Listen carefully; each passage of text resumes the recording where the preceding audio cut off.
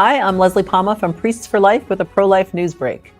Before I get to the news, I wanted to take this opportunity on behalf of everyone here at Priests for Life to thank our viewers for their prayers and good wishes as Hurricane Milton made landfall in Florida on Wednesday night. Our building did not sustain any damage, and our staffers also came through unscathed, although a few did lose power for several hours. Our prayers are with those killed and still missing after both Hurricane Milton and Hurricane Helene. The Cause for Life won some important victories in court earlier this week. The Georgia Supreme Court on Monday reinstated the heartbeat law a week after a lower court judge ruled that the law protecting babies with beating hearts was unconstitutional. Abortions increased by 20% in the 7-day period when they were again legal until 22 weeks. Also on Monday, the U.S. Supreme Court left in place a court order blocking the Biden-Harris administration from enforcing in Texas its policy of requiring hospitals to perform emergency abortions or risk losing federal funding. Texas law already allows abortions for mothers whose life or health are in jeopardy. Also this week, pro-lifers in New Jersey are speaking out against a bill introduced in the state Senate that would require the Department of State to establish a travel advisory to warn New Jersey residents about abortion laws in other states and even to reconsider plans to visit those states.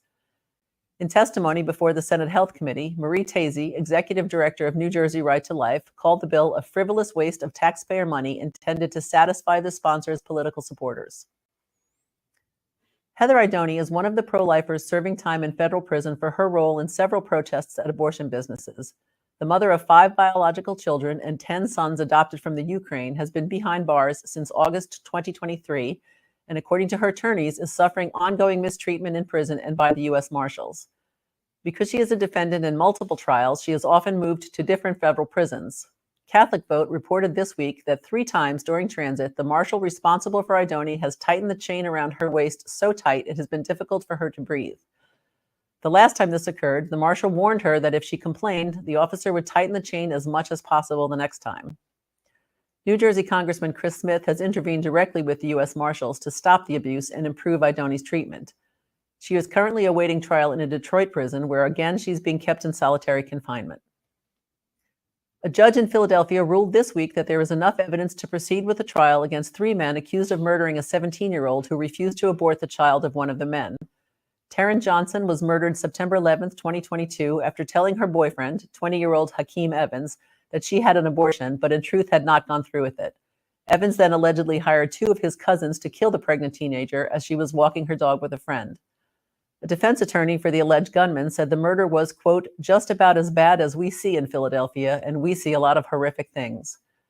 The trial is expected to begin in March with the 3 men charged with murder, first-degree murder of an unborn child, and gun crimes.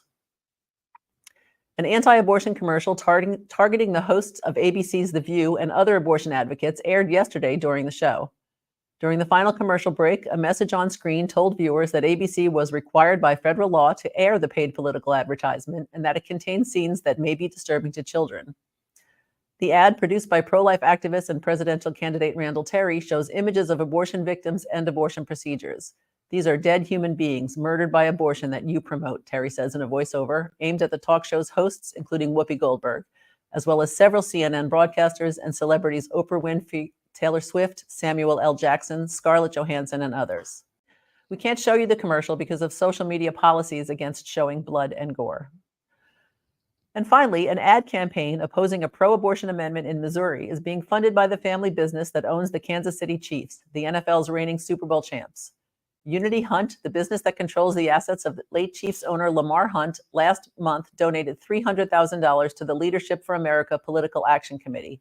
The committee is running ads on several conservative radio stations across the state opposing pro-abortion Amendment 3 on the Missouri ballot.